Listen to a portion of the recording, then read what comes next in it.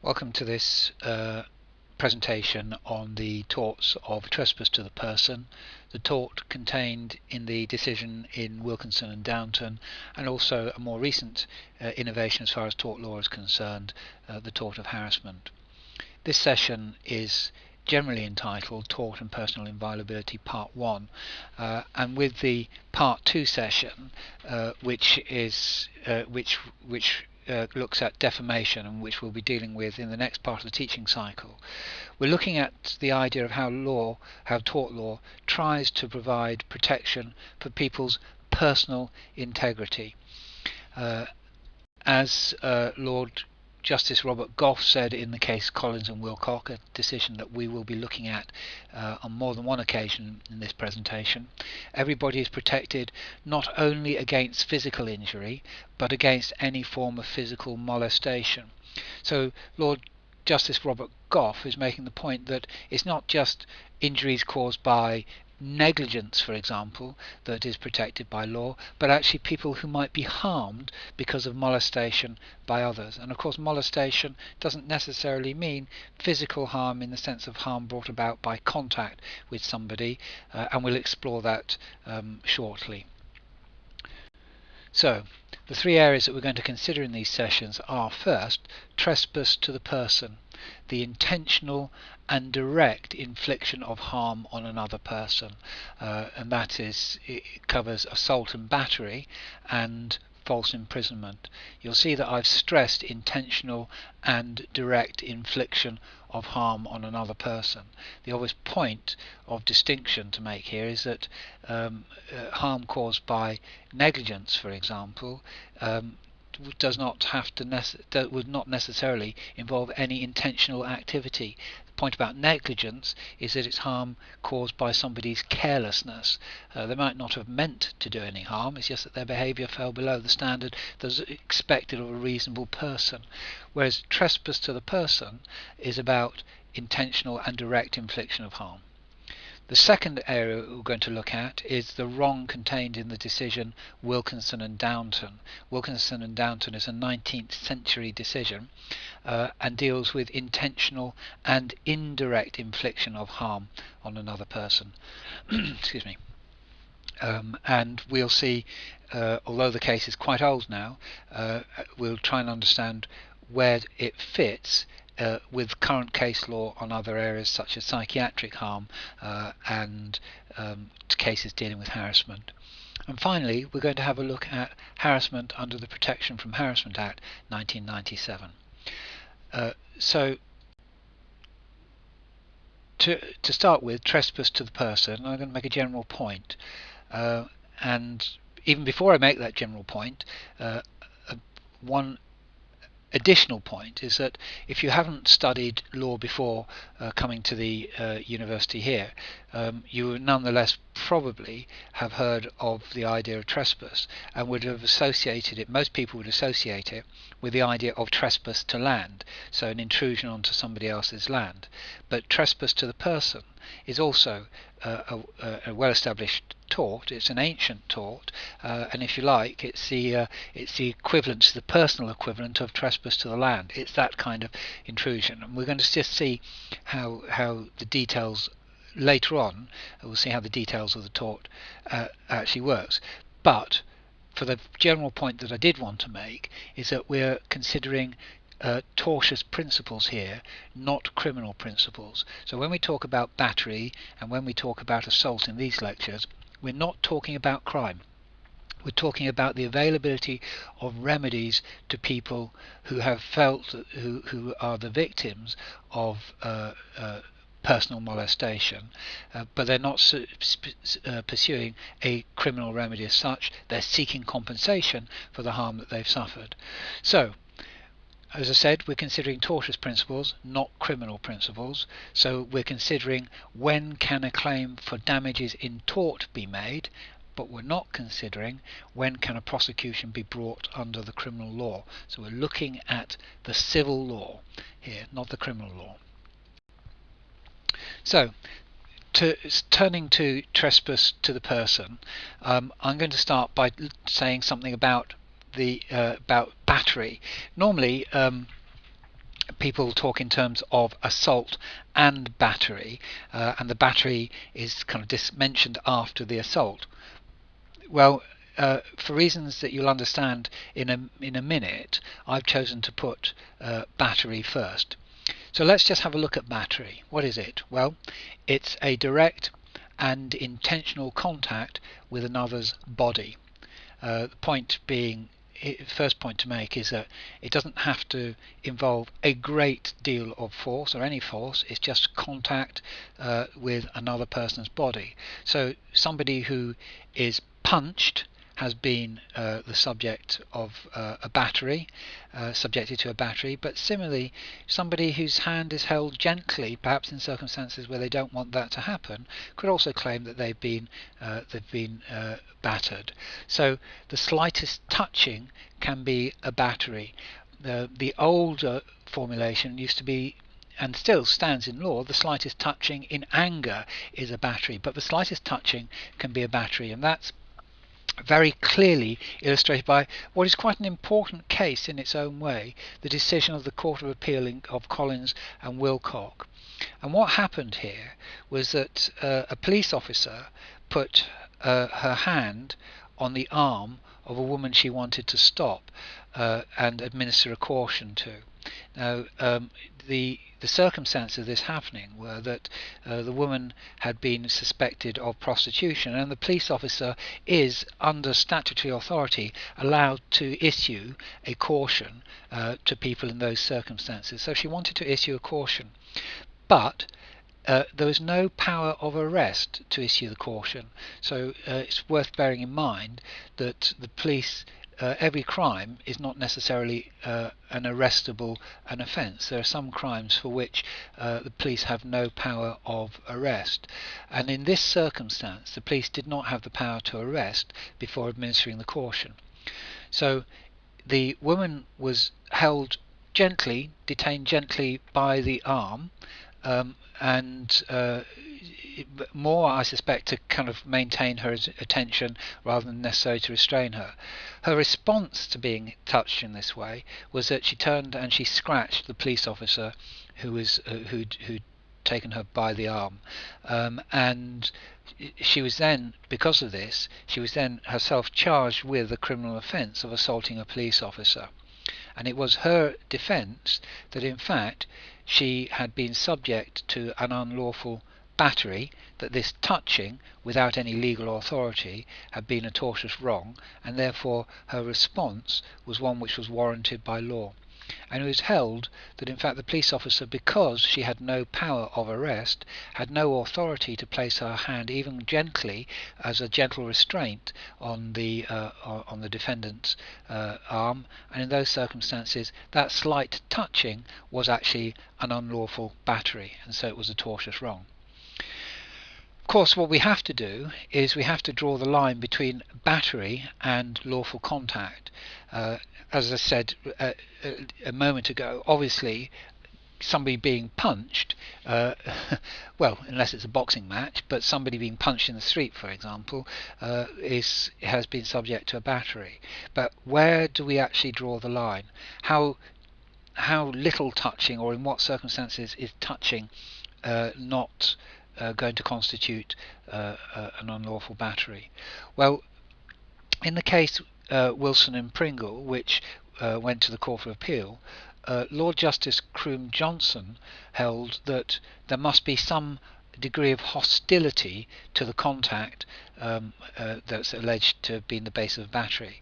And what happened in this case, which was sent back for trial, was that a boy had been at school and he'd been injured in horseplay when his bag was pulled from his shoulder, and it's a sort of situation which is pretty common in schools. So some children larking around, and one of the boys had been injured, and Lord Justice Croom Johnson said that in fact for there to be a battery there actually has to be some degree of hostility. So that's one view, but it's not a test which has been uniformly approved, and there is perhaps a better test what might constitute a battery. And that in fact comes from Lord Justice Robert Gough himself in Collins and Wilcock, and which he was then in a position a few years subsequently to adopt when he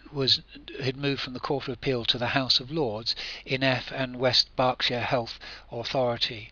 And the point, Lord Gough's point, is that contact which is generally acceptable in the ordinary conduct of daily life won't be a battery, but of course if it's contact which is unacceptable in the ordinary conduct of daily life, then it can be a battery, even if it doesn't necessarily have hostility or anger attached to it in the mind of the person committing the wrong. And what the Lord Justice Gough, later Lord Gough, was trying to deal with is to find a way of drawing a line between, on the one hand, the kind of touching battery that we might find ourselves subject to in daily life that wouldn't actually be unlawful. So getting on the train, you expect to be jostled, or at least trains in Leeds, or getting on the bus or standing in a queue, those sorts of contacts. You also, if you see a friend, you might give them a pat on the back or put your arm around their shoulder or something like that. And in those sort of circumstances, most times people would regard that as an acceptable social contact. But there will be certain circumstances where contact is just not desired, and apart from the kind of rather British formal handshake, nobody, unless you're quite familiar with them, would expect to be touched by somebody else. Maybe different in France or other countries where they're more demonstrative, but the kind of traditional British Reserve might actually say that actually beyond the contacts that you might have between friends with pats on the back and so on, most people do not expect to be touched by other people except in clearly defined circumstances. So the point is that a trespass can actually be committed where somebody's not necessarily hostile, but the contact is not an acceptable kind. The case, the AF case, is actually quite an interesting case in itself. This involved whether or not a health authority could compulsorily sterilise a woman who they had in care, and she was an adult, but she had the mental age of a 3 or 4 year old, and she'd actually started to have sexual relations with somebody, and there was no way that they could guarantee that she would be using contraception effectively, and the issue was then whether or not there was the authority to sterilise her. And you can imagine that actually a surgical operation done without consent is a very, very serious battery indeed, and in order to make sure that they were able to perform this operation consistently with the woman's legal rights, the health authority sought a declaration from the court that it was lawful to treat her in this way. And in fact they received their declaration, but the court said that the health authority was actually quite right to ask for that consent. So, general concept of trespass, the touching. Right. The contact must be direct. Indirect contact is going to be actionable as negligence. So what do I mean by this? Well, if I strike somebody with a stick, then that's direct contact. If I throw the stick at them and it hits them, then that is direct. If I fire a gun from 100 yards away, 100 meters away, and the bullet strikes them, that is all direct. If I, instead of having the stick and beating somebody with it, I leave a log or a piece of wood in their way so that they might trip on it at some particular point, then that is indirect. And in fact that distinction between striking somebody with a log and somebody tripping over a log is actually a well-established distinction that illustrates the difference between the two.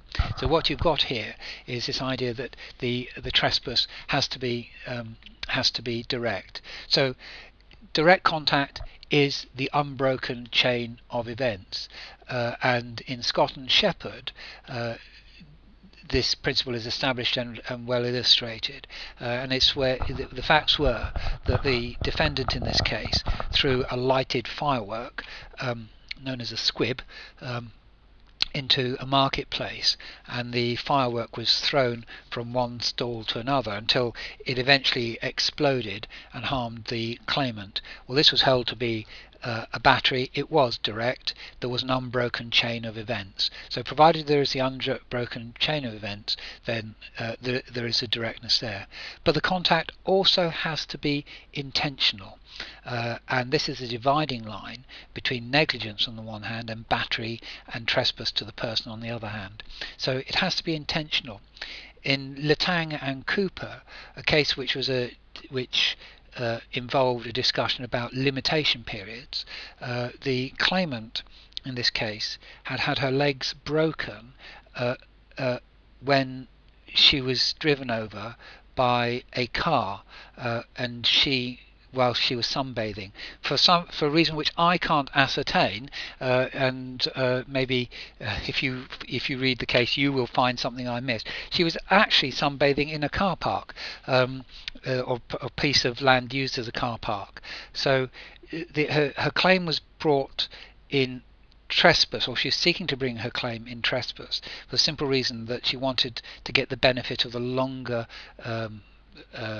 limitation period of 6 years that was available to trespass, as opposed to 3 years for personal injury caused by negligence. The court held that there was no trespass to the person, there was no battery here, because it was not caused intentionally, and that if she had a claim it would have to be based in negligence. It is possible though that there can be transferred intent. So as long as the intent is to make the contact, it can be transferred from one person to another. So in Livingston, which I've spelled, I'm afraid, incorrectly on the handout here, it should have no E on the end, it should be Livingston. So Livingston and the Ministry of Defence. A man was injured when he was struck by a baton round which a soldier had fired.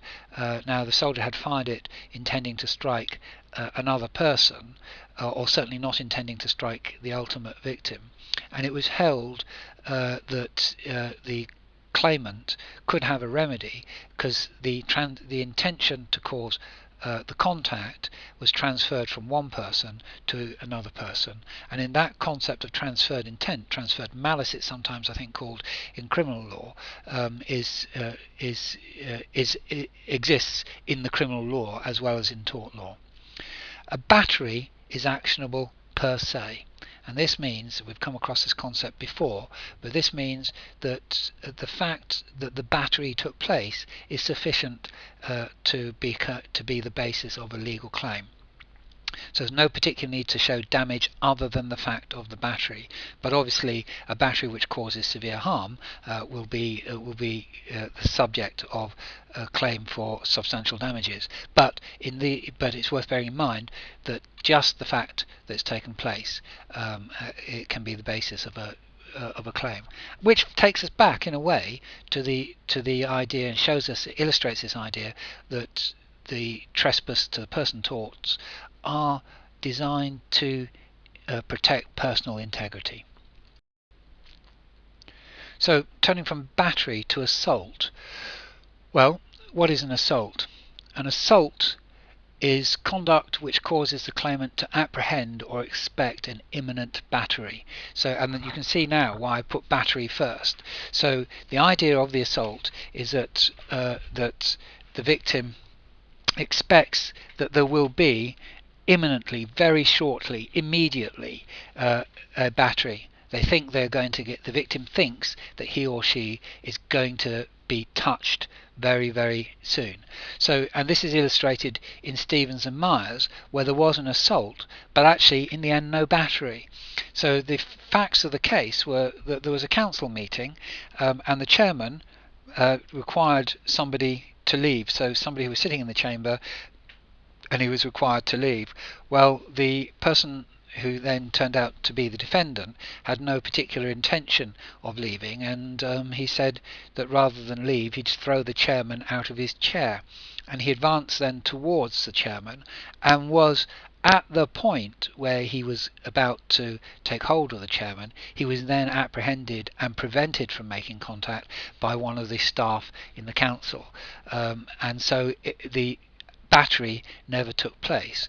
But it was still held that the defendant could be liable for the assault because the claimant, because the chairman in the council meeting was in a position where he expected the imminent battery. It was just about to take place. Apprehend, of course, people sometimes use the word to mean fear, but apprehend is another way of saying expect, and certainly as far as assault is concerned, fear is not necessarily required on the part of the person making the claim. So contact is not required for there to be an assault, although expected contact must be direct. And then secondly, as I said, fear is not required. But it must be possible for the battery to be carried out. So at the point where in Stevens and Myers, at the point where the defendant was apprehended, up until that point the apprehension was a reasonable apprehension that there was going to be a battery. It could have been carried out. But in Thomas and the NUM, a claim for assault failed because the feared battery was not one which could actually have been carried out. And the facts of this case arose from the miners' strike in the 1980s. And some working miners had been taken into their pit, and they were taken into the pit in a bus, and they were behind a police cordon. Now you probably have seen the films of the miners' strike, and the picketing was pretty riotous and at times quite violent, certainly very vocal. And the claimants here argued that they were the subject of an assault because of the heightened and tense circumstances in which they entered the pits, but it was held that they had no claim because they were protected inside their buses, so there was going to be no contact, and they were also protected by a police cordon. So although it might have been an alarming and scaring experience for them, it was held that they were not actually the victims of an assault because that contact could not have taken place. And similarly, words can negative an assault. So when somebody says something like, if I thought I'd get away with it, I'd punch you, the fact that they've said, if I thought I'd get away with it, is saying I'm not going to punch you, and therefore the assault is negative. And the old case that illustrates this is Tuberville and Savage. You can see it's 1669. So that explains perhaps a little what happened in this case.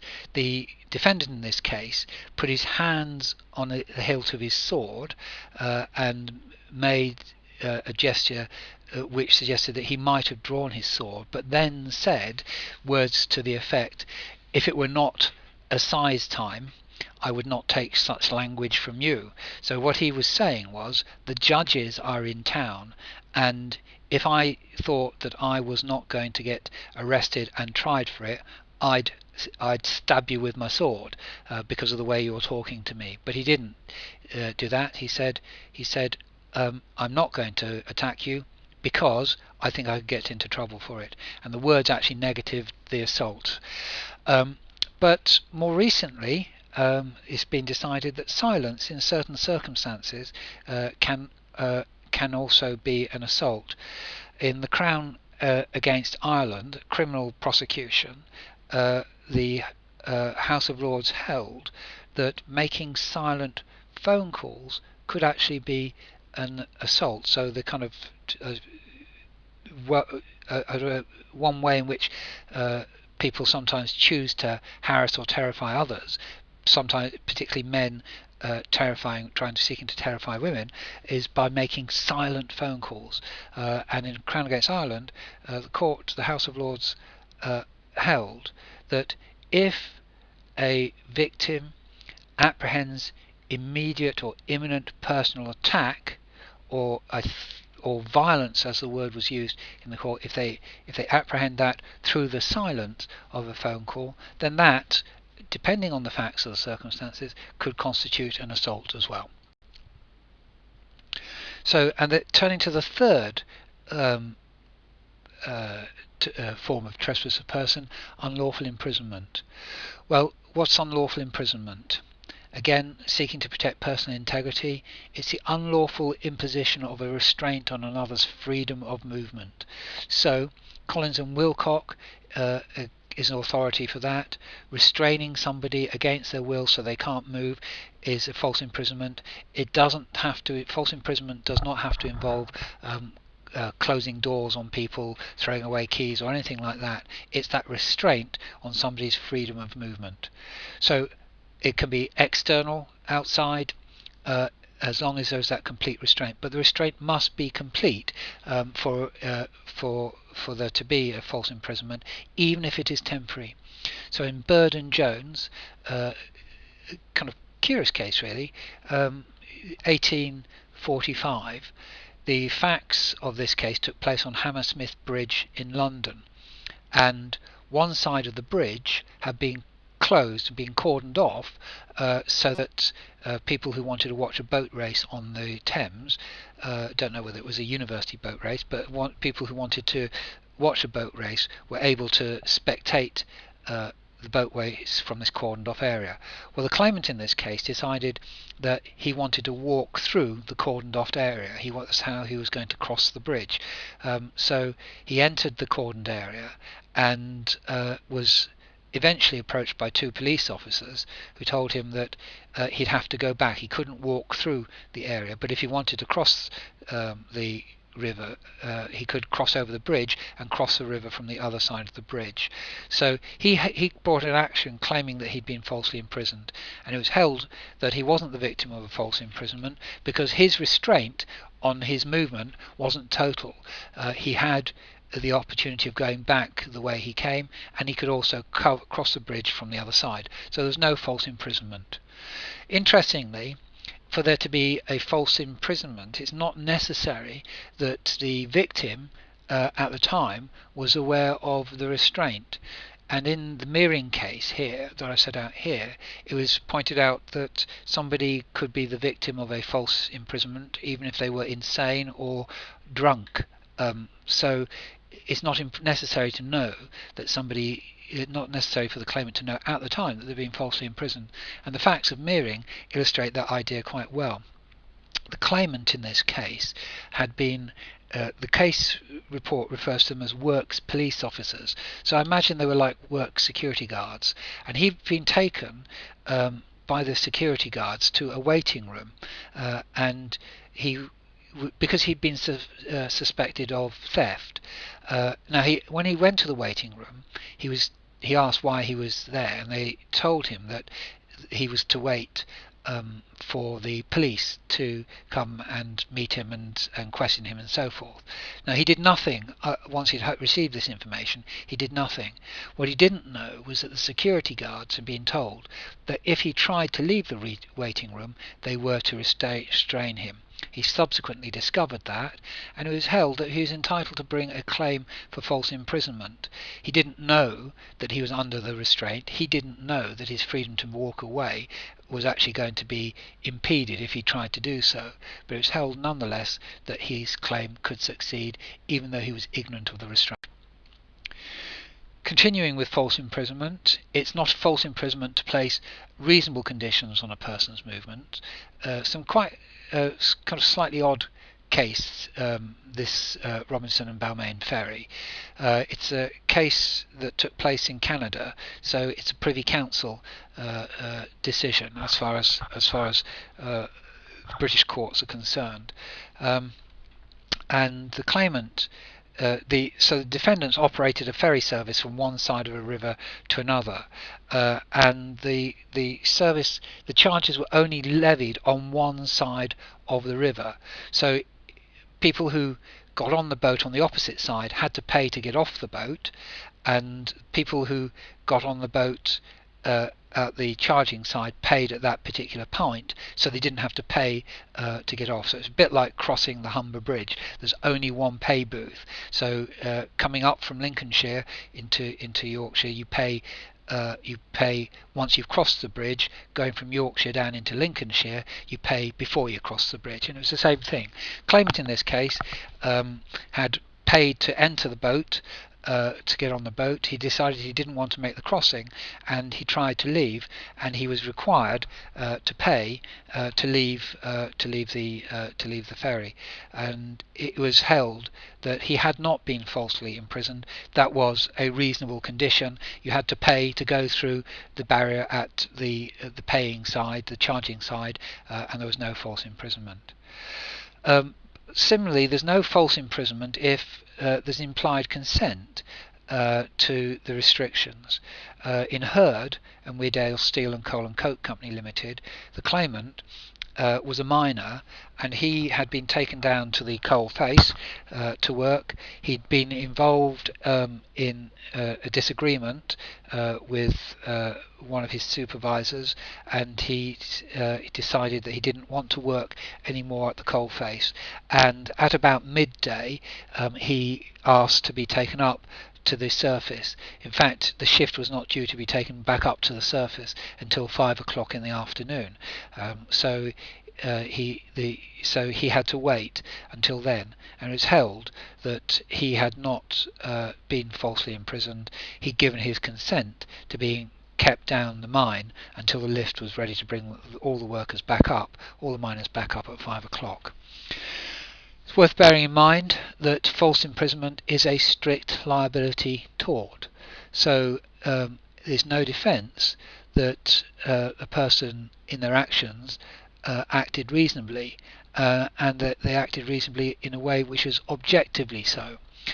In the Crown against the Governor of Brock Hill Prison ex parte Evans, number 2, the prison governor had calculated the release date of the claimant, but he'd missed. He had calculated that date on the basis of guidance provided by the Home Office and the understanding held by everyone at the time of what the case law. Existing case law said on release dates.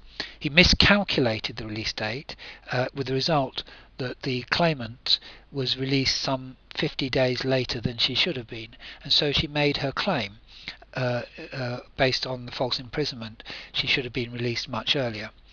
The court in this particular case decided that in fact the interpretation of the law had been wrong, even though it was generally held to be the case at the time that the governor had applied it, and in those circumstances the woman had been the claimant had been falsely imprisoned for that period of 50 days or so, and the fact that the governor had acted in good faith and clearly acted in reliance on advice didn't alter the fact that he was going to be liable.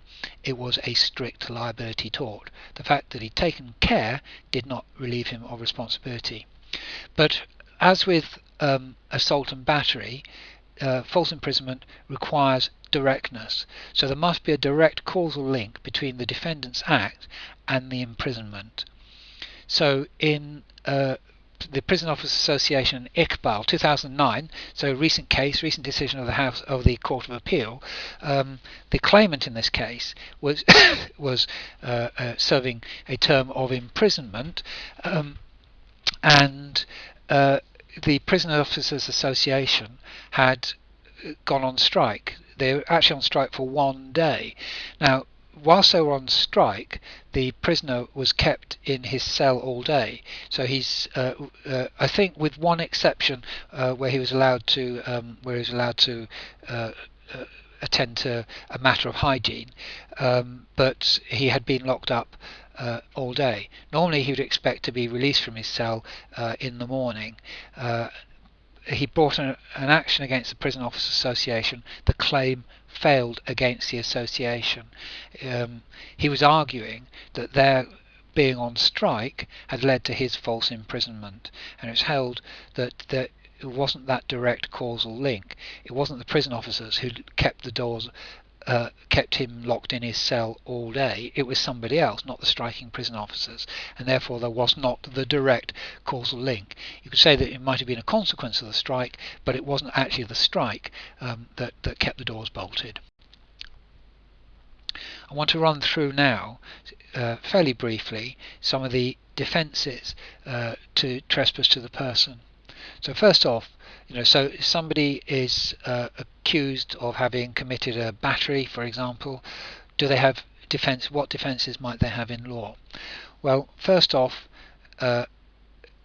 a properly conducted arrest under the Police and Criminal Evidence Act 1984, as amended, will be a defence to a battery and to an assault, and also to a false imprisonment, obviously. And as the Cosden Wilcock case shows, though, that the arrest has to be properly conducted, because if it's not, then actually the person who responds to police contact, to the touching where it's not a proper arrest, themselves will have a defence, which they were acting in self-defence. Second defence, self-defence, is a reasonable and requires a reasonable and proportionate response to the force being applied by the attacker. So somebody who feels that they have been threatened, or they are being threatened, or they are actually being attacked, they can respond in order to defend themselves. But in doing so, what they have to do is to have to act reasonably and proportionately. So Cockcroft and Smith, 1705, an old case, illustrates this.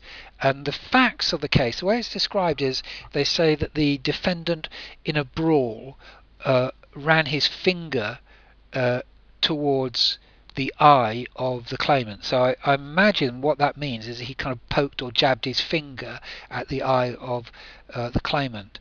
Well, in response to, I beg your pardon, it's the defendant who had the finger poked at his eye. So the claimant in this case was pointing or running his finger towards the eye of the defendant, and the defendant's response to this was to bite off the claimant's finger, and it was held that in fact self-defense was not available. That was not a reasonable response. So obviously, if somebody slaps somebody, the response is not one where you can hit them back with a baseball bat or shoot them or something like that. So it has to be reasonable and proportionate. But self-defense also may be preemptive. Somebody does not have to wait to be struck in order to defend themselves, but the response has to be based on an honest and reasonably held belief in a threat of harm. So in 2008, Ashley, Chief Constable, Sussex Police, decision of the House of Lords, this involved actions brought by the family of a person who was killed by the police. He was shot dead by armed police officers when they raided a premises where he was staying, looking for drugs. They shot him dead in the circumstances where he himself was unarmed, but not only was he unarmed, but he was actually stark naked when he was shot dead. And so the police officer who killed him maintained that his defence was self-defence. Well, it may well have been an honest belief on the part of the police officer, but it wasn't a reasonably held belief. In the circumstances, it wasn't reasonable to shoot an unarmed man who was naked and not holding a weapon, and then claim that they acted in self-defence. Continuing the defences, trespass to the person, defence trespass include consent. Consent is quite an important one in the areas, for example, of medical treatment, as I mentioned earlier on. So every time a doctor or a dentist or a nurse touches somebody, that is a battery, and therefore there has to be consent to that touching. An area which is fascinating, and if you think that you might be interested in it, I think there is an option at level 3, medical law, which spends quite a lot of time looking at this issue of consent. So in medical care, for example, consent's important. So basic rules. First off, consent is to an act, or to the act. Even if it produces undesired consequences, there will be a defence of consent, provided it is a lawful act. Defence of consent, even if it might have produced some harm in some way subsequently. So in Hegarty and Shine, for example, a claim of assault and battery failed, where a woman had consented to have sexual intercourse with the defendant, and has subsequently contracted a venereal disease. It was held that she had given her consent, she'd not been misled into the nature of the act that she was committing, and in those circumstances there was a good defence. But consent to one act does not allow another one to take case. So Nash and Sheen, a claimant who suffered skin irritation after she'd been at the hairdresser and had been given a tone rinse, was able to successfully bring a claim for trespass to the person because her consent was given for a permanent wave. She went to the hairdresser to get a perm, and she was given a different sort of beauty treatment, and it was held that she'd not consented to the tone rinse, and therefore the defence of consent was not available. Another area where consent is actually quite important is in the area of sport. And as far as sport is concerned, there are lots of games, sports, football, rugby, boxing and so on, basketball, netball, you name it, they all involve contact of one form or another. Some perhaps more direct contact than others, but they're all, in one way or other, they're contact sports. So as far as sport is concerned, the players of a game consent to non-negligent batteries that take place within the rules of the game. So if you're playing rugby, then you will be battered every time somebody tackles you. If you're playing netball, there's a fair amount of touching that's going on there, blocking and those sorts of things. I know it's not meant to have that much contact in it, but you can still see that there are those contacts which are taking place. So in Condon and Basie, it was held that a reckless tackle in football which caused somebody to have a broken leg, and the tackle was reckless and outside the rules of the game, so a foul, reckless tackle could be the basis of a claim in damages, and there was no defence of consent because the player of football had consented to lawful tackles done carefully, non-negligent behaviour within the rules of the game. So that deals with the idea of consent, that deals with the idea of trespass to the person, assault, battery and false imprisonment. And those are all cases, situations where there is a direct and intentional infliction of harm on another. So what happens when there is an indirect infliction of harm on another person? How does the law deal with that, where it's intentional but it is not direct? Well, the situation was first provided with a remedy judicially in the case of Wilkinson and Downton, 1897. And Mr. Justice Wright dealt with this case in what has become quite an interesting and important formulation. The facts of the case were, as a practical joke, the defendant approached the claimant and told her that her husband had been seriously injured in some event, and that he had had both his legs broken, and that he'd been taken to a public house and she was to go and collect him. from that public house.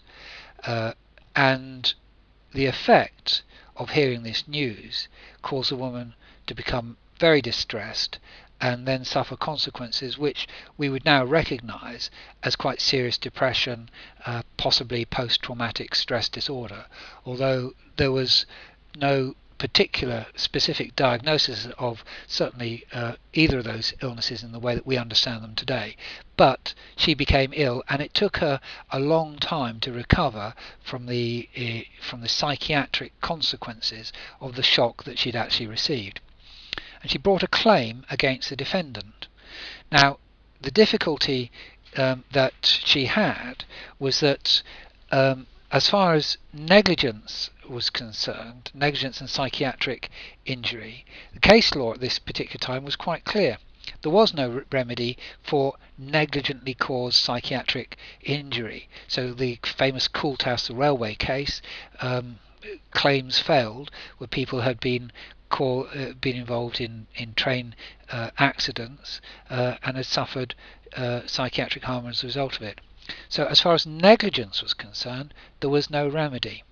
So Mr. Justice Wright said this, and it's important: remember, negligence is the failure to take care where other people would have been more careful. We're looking here at something which is done intentionally, right? So intention, not carelessness. Right. So Mr. Justice Wright says this: there's a cause of action. Well, there will be where the defendant has willfully done an act calculated to cause physical harm to the claimant and has in fact caused physical harm to her. So he will give a remedy if there's an act done willfully which is calculated to cause harm, and then obviously goes on to cause harm. So we've got a problem here though, because this is a practical joke, and the defendant might turn around and say, well, yeah, I wanted to give her a scare, but I didn't want this to happen, I didn't mean that to happen. Right? How does Mr. Justice Wright deal with this? Right, so he continues on this question of intention. He says, and this is a rough quotation, there was no malicious or spiteful purpose on the defendant's part. We haven't got that. So if he wasn't acting spitefully, this was a joke. Should intention to produce the effect, in this case mental breakdown, be imputed to the defendant? So although he's saying I didn't mean it like this, should actually he be treated as if he had intended? And Mr. Justice Wright then adopts this approach. He thinks about he thinks of the harm in terms of what we would all regard as being the obvious consequences of what has happened. He says it is difficult to imagine that such a statement, your husband has had both his legs broken, made suddenly and with apparent seriousness, could fail to have grave effects under the circumstances.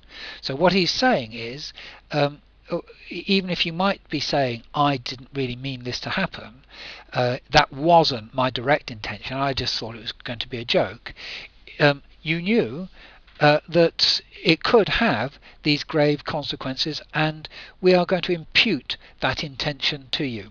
So you're treated as if you had intended it, where the grave consequences were so clearly ones which could have occurred. So what you have is, in Wilkinson and Downton, the intentional infliction of harm indirectly. Remember, in Wilkinson and Downton, he didn't touch the woman. What he did was he said something to her which caused her to have this serious breakdown. Okay, and as I've said, do note the position of psychiatric injury at the time of Wilkinson and Downton. In a later case, Wainwright, that we're going to mention, Lord Hoffman says that Mr. Justice Wright was sailing as close to the wind as he could as far as dealing with negligence was concerned. He wanted to provide a remedy. He knew he was bound by the authorities on remedies on negligence and psychiatric harm at the time. He therefore had to find this intention. So if there's intentional infliction of harm. Now, The problem for Wilkinson and Downton is that it's been hard to work out where its role is in this idea of personal inviolability, people's individual integrity being protected. It exists in case law. Remedies were given, have been given under the law, Janvier and Sweeney, for example. But the law in this area has developed quite dramatically in the past few years, and so we are much clearer than we ever were about where there is a remedy in negligence for psychiatric harm. We also now have a remedy for harassment, which we didn't have before. So intentionally upsetting somebody in the Wilkinson and Downton situation might actually now come under the ambit of harassment, which we'll see in a moment. So what is the place of this Wilkinson and Downton wrong now? Well, in 2003 the House of Lords looked at Wilkinson and Downton, and I have to say that there came a point where you might actually have said that actually in Wainwright in 2003 Wilkinson and Downton, judicially speaking, had been put to bed. It was hard to see where its place might be, but there's a case which was decided subsequently where Wilkinson and Downton was applied again. So it's not quite finished yet, so we need to know where we are with this case. What happened in Wainwright was the alleged incidents occurred at Armley Jail, and the two claimants were visiting somebody in the jail. And the claimants were a mother and a brother, and they were visiting the son and brother respectively, who was being held on drugs offences in the jail. The brother, the visiting brother, accompanying his mother, suffered from mental incapacity, and he had quite severe learning difficulties. So although a young adult in terms of his chronological and physical age, mentally he was much younger.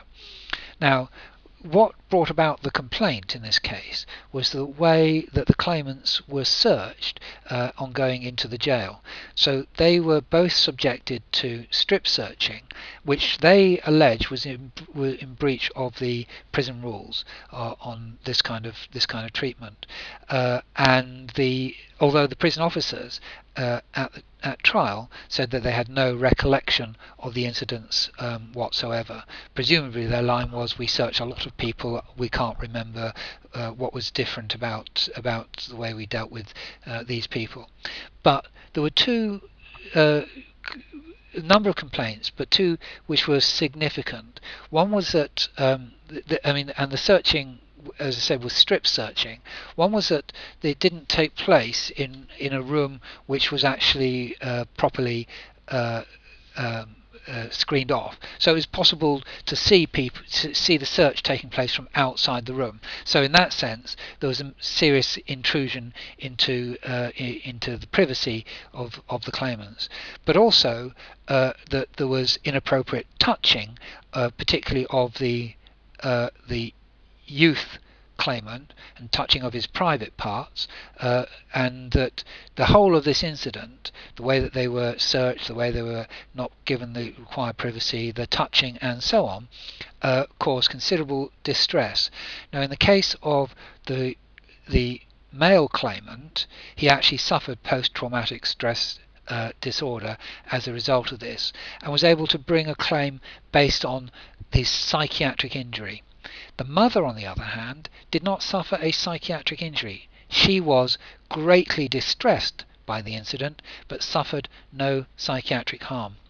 Well, the leading judgment in the case was given by Lord Hoffman, and he had something to say on this in earlier cases, in particular in Hunter and Canary Wharf, where he'd made some suggestions obiter about the way the law in this area had developed.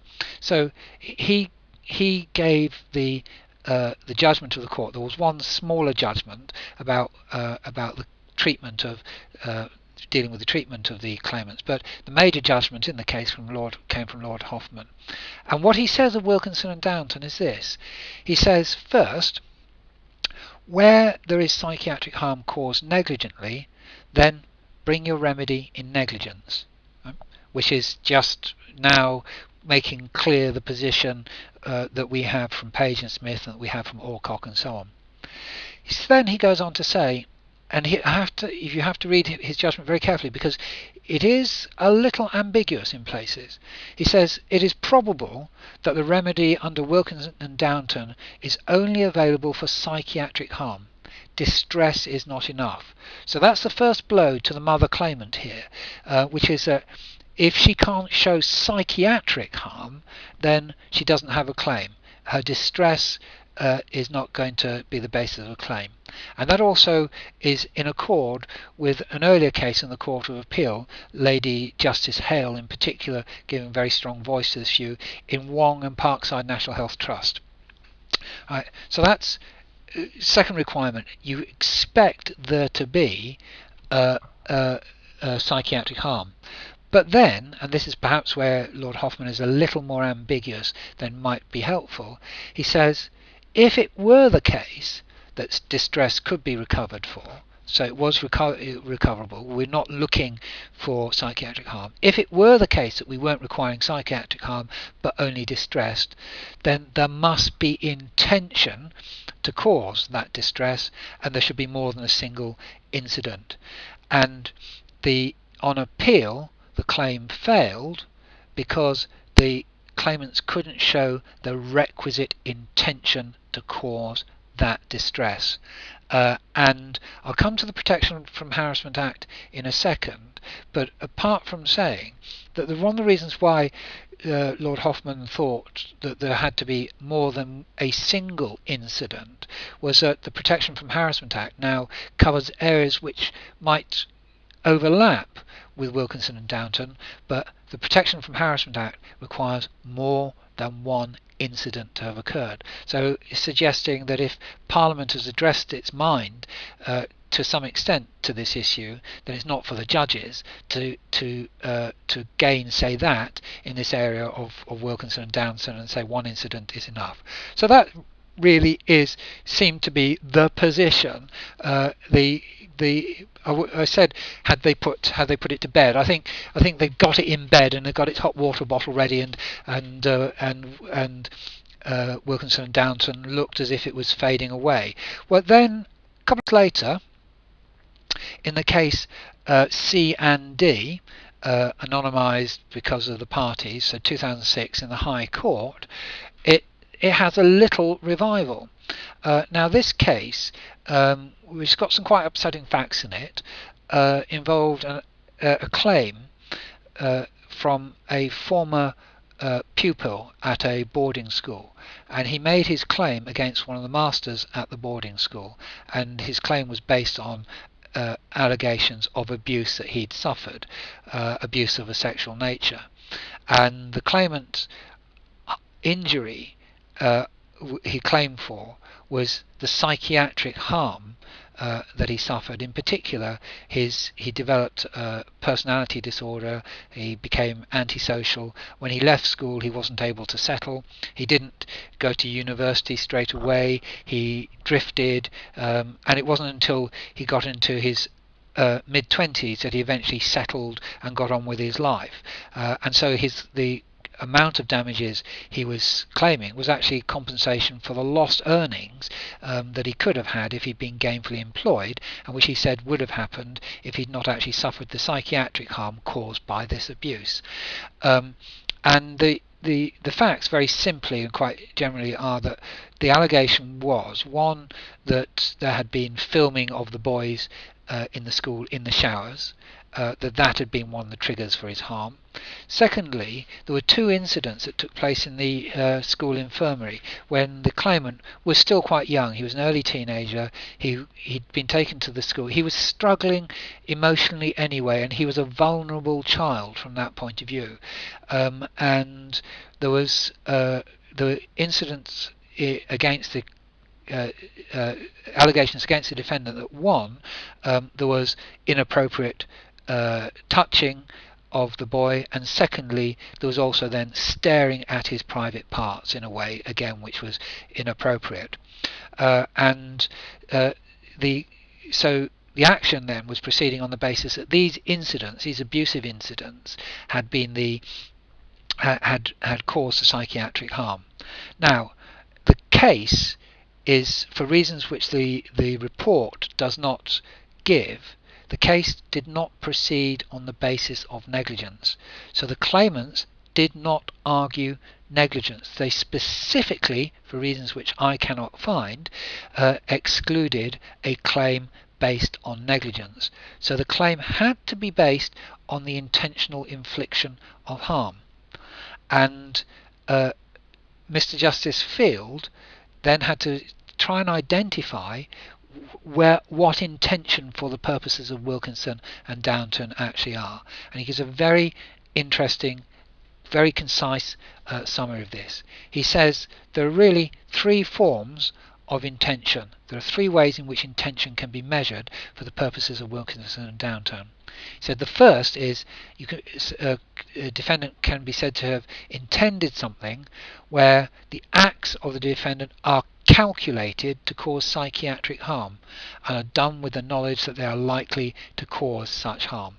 Deliberately scaring somebody witless, knowing that that is what's going to happen to them, they're going to suffer harm, would fall within that. So it's calculated to cause the harm and knowing that the harm is likely to occur. That's one form of intention.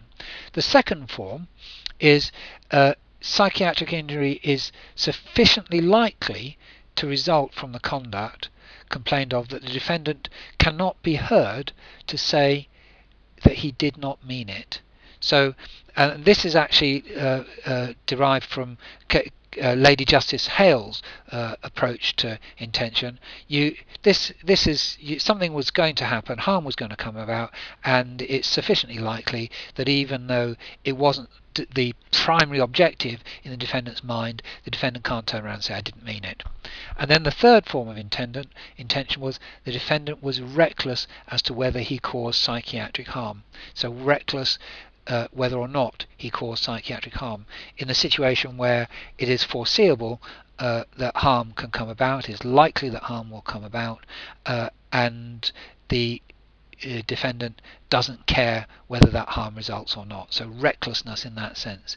And in this case, in the C&D case, the staring incident was held to satisfy this recklessness test.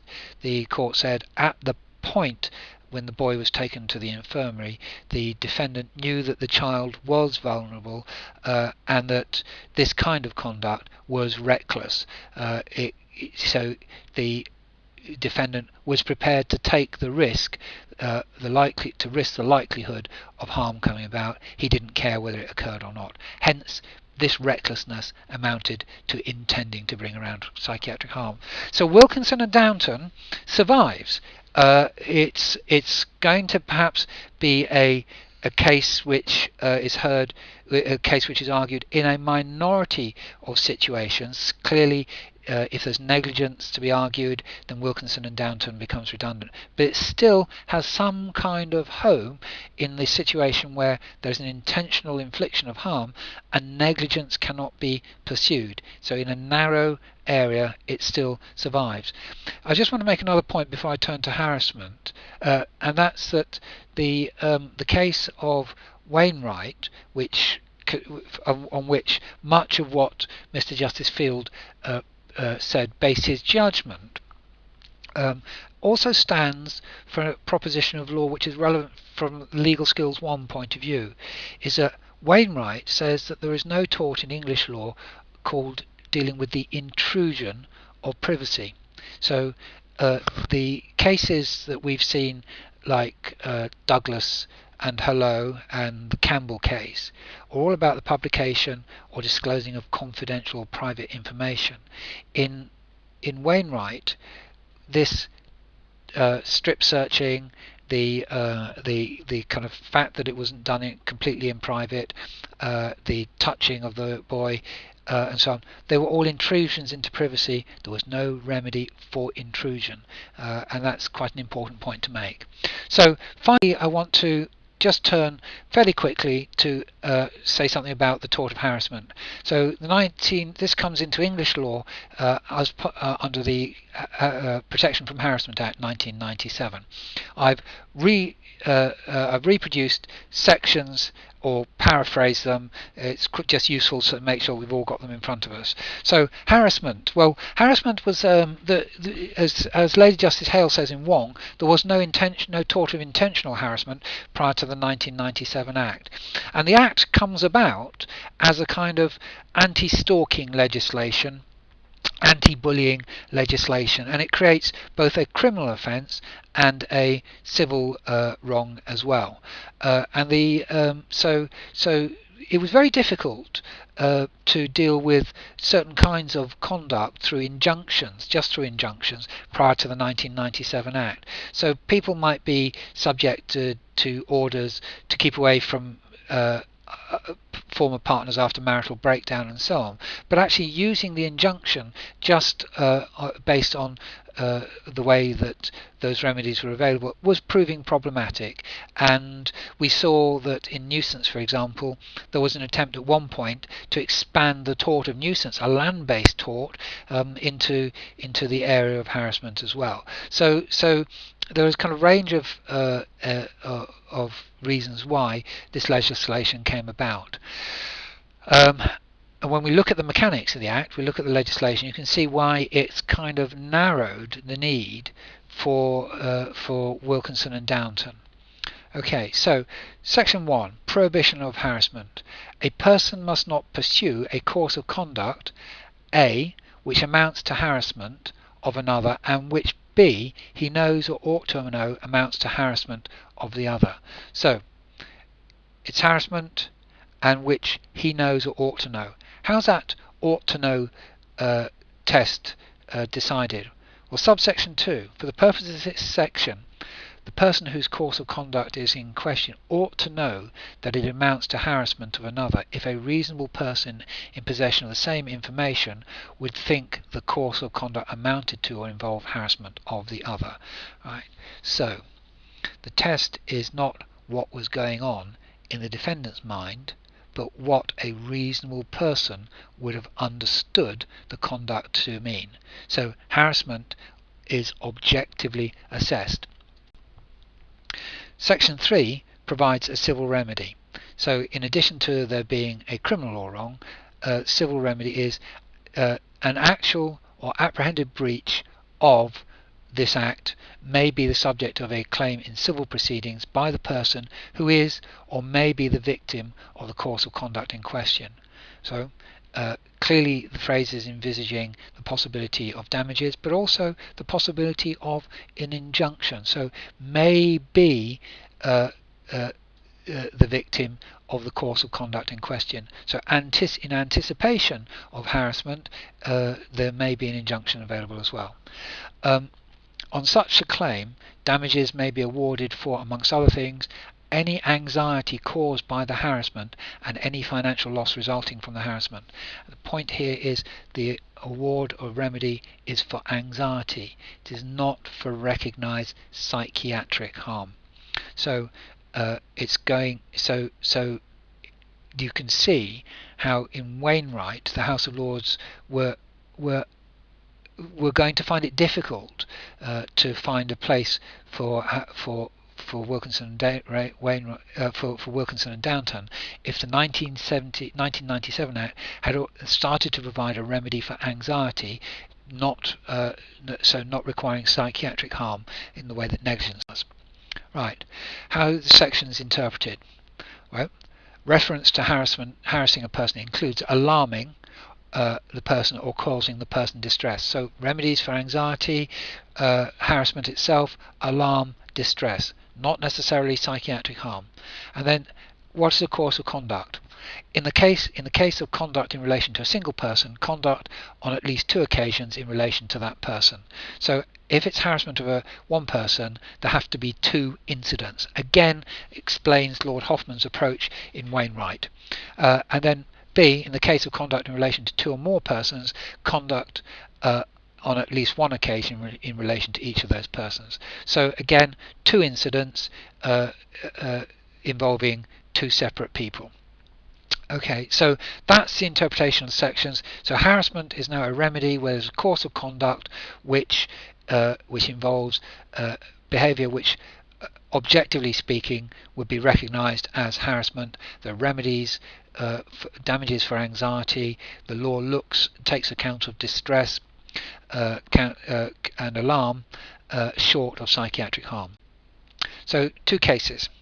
The first is Thomas and News Group newspaper, and this was a case dealing with pre-trial issues, establishing what the law was. Is there a case to be argued before trial? The facts were that News Group newspapers, the Sun, had published a story in which they recorded the fact that two police sergeants in London had been demoted to the rank of constable following an investigation into their behaviour. And what had prompted the investigation was that a civilian officer, a civilian member of staff working at the police station, had made a complaint about them. And her complaint was that they had made racist comments in relation to a Somali asylum seeker. So the Sun ran this story, and they identified the person who made the story as being a black civilian staff member and then identified a police station in London.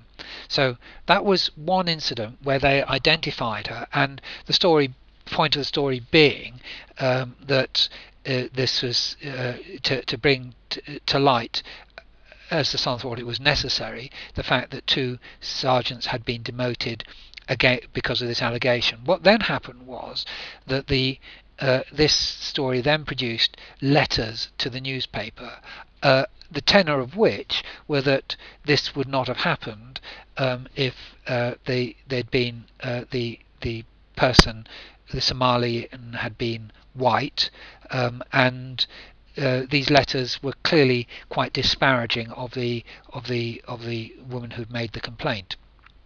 And that then promoted a second story on the part of the Sun, again where they identified the black civilian worker and the police station. And the claimant, who was that civilian worker, then started proceedings for harassment under the Act. And the Court of Appeal held that the components for an arguable case of harassment were present. Now, the paper argued that the course of conduct didn't apply to the publication of news stories, and that was not accepted. The Court of Appeal was prepared for the case to go to trial for the decision on whether or not there was in fact harassment. So what you had was a course of conduct, and the publication of newspaper articles in this way were potentially the source of harassment. And then the second case that we have to illustrate this is the Ferguson and British Gas case 2009, which you saw when we started out in Tort. And this was the case of the claimant who had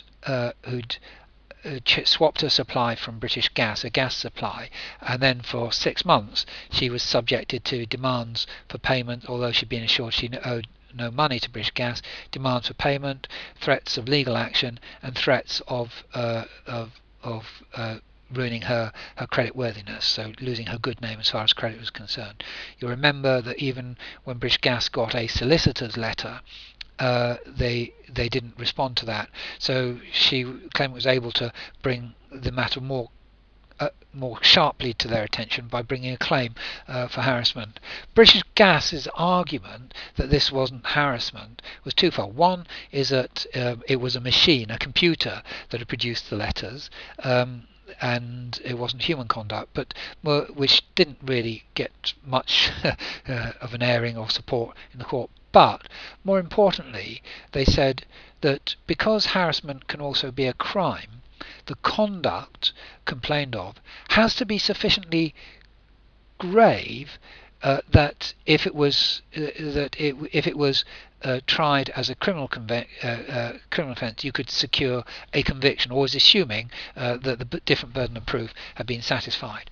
So their argument was that this was not sufficiently grave, and it was held again as a preliminary issue that could go to trial that potentially this conduct was sufficiently grave. The point was accepted that the approach to criminal and civil harassment should be the same apart from the burden of proof, but clearly this behaviour was of such that it did cause distress and alarm and that it was sufficiently grave. So there you have it. What we've seen is we've seen trespass to the person, where we've looked at direct and intentional infliction of harm, including false imprisonment. We've also then looked at indirect and intentional infliction of harm, Wilkinson and Downton, through Wainwright, and then finally C and D, trying to work out where we stand as far as law is concerned, and then finally the tort of harassment under the 1997 Act.